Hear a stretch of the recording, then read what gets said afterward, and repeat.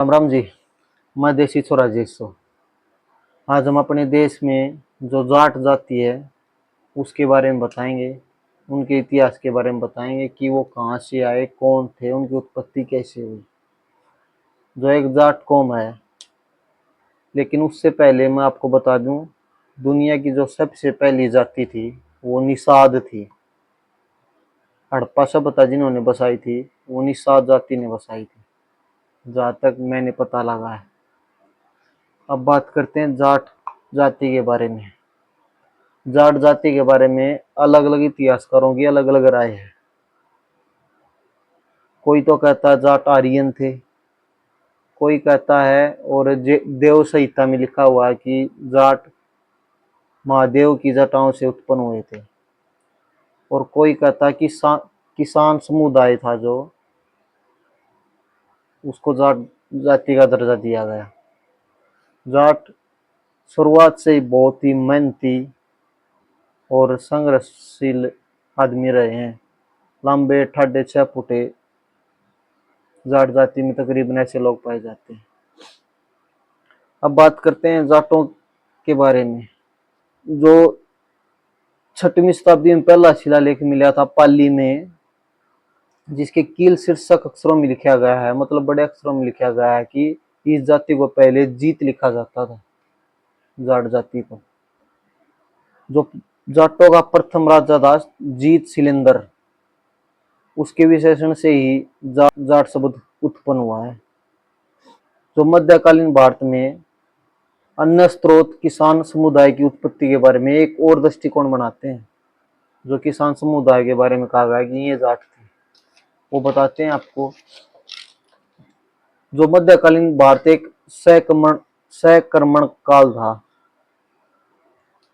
कई आशियों पर पड़े सामाजिक समूहों ने, आशिया का मतलब होता है समूह, समुदाय का केंद्र की बजाय किनारों पर बसे होना।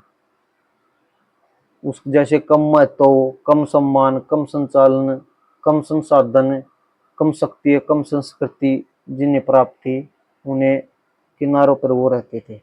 लेकिन जाटों ने अपनी मेहनत, अपने कामों से और अपने बल पर उस किनारों की बजाय केंद्र पर आकर रहने लगे।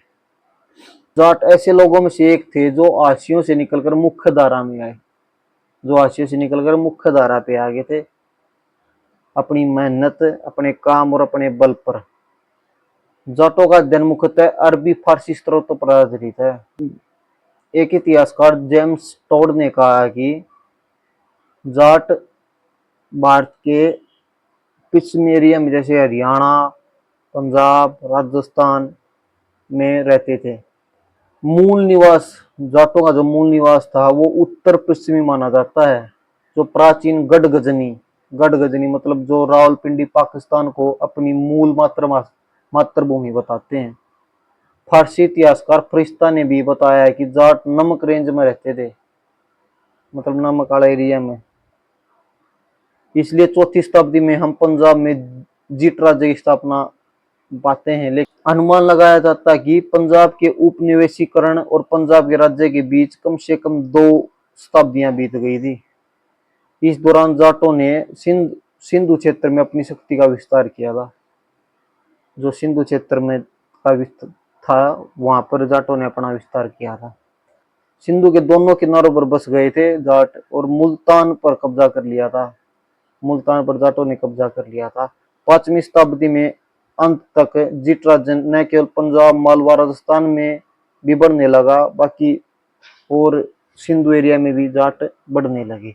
हंसांग थे जो इतिहासकार, वो बताते हैं कि सिंधु घाटी में जो एक नामचरगाह था, जो मतलब पशुओं को चराने वाला बिना नाम का, जो चचनामा है, जो चचनामा लिखी गई किताब, उसमें ऐसे आदमियों का वर्णन मिला है। एक जैसे बात करें तो एक जो इतिहासकार था कनिंगम, उसने जाटों के बारे में क्या बताया है। जाटों के बारे में बताया कि सेट्रोबो की जाति, जो जाट थे वो सेट्रोबो की जाति थे, पिलनी की जाति थे और टालमी की जाति से आते थे। उनका मानना है कि जाटों ने अपने गृह स्थान आकाशस, जो आकाशस नदी पर रहते थे जाट, वहां से उन्होंने पंजाब में प्रवेश किया था। उपजाऊ भूमि, पानी की सुविधा और हर चीज मिली थी। जो अपनी मेहनत से उस जमीन को, उसमें से पत्थर पत्थर तोड़ के सब कुछ और कुछ पेड़ पौधे हटा के जो उपजाऊ धरती थी वहां रहने लगे थे।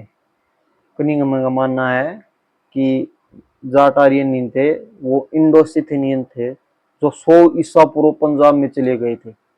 मतलब 0 से 100 ईसा पूर्व पंजाब में चले गए थे। सबसे पहले सिंधु घाटी सिंध पर कब्जा किया, जाटों ने सबसे पहले सिंधु घाटी सिंध पर कब्जा किया था। जेम्स टॉड कहते हैं कि जाटों को महान जनजातियों में एक माना जाता है जाटों को। अब एक विसेंट स्मिथ इतिहासकार है, उन्होंने बताया कि जो इंडोसियन भारत में बस गए थे, सैन्य नेताओं व शाही घरानों को तो राजपूत के रूप में शामिल किया गया, और जो कृषक थे, जो खेती करने लगे, उनको जाटों का दर्जा दिया गया, और जो पशुपालक थे उनको गुजरों का दर्जा दिया गया। उनका नाम गुजर रखा गया। कृषि करने वालों का नाम जाट रखा गया। नेताओं को और शाही घरानों वालों को, राजाओं को राजपूत कहा गया। और जो जाटों के पूर्वज थे उनके वो थे मूल शिवियों के वंशज सेव, शिवराण, शिवराल, सिंगर, छाबा गोत्र के। और जो मदरों के वंशज थे जिंजा, बान्ना, थोरिया, कुदरिया, मैला व किच्चड़ थे।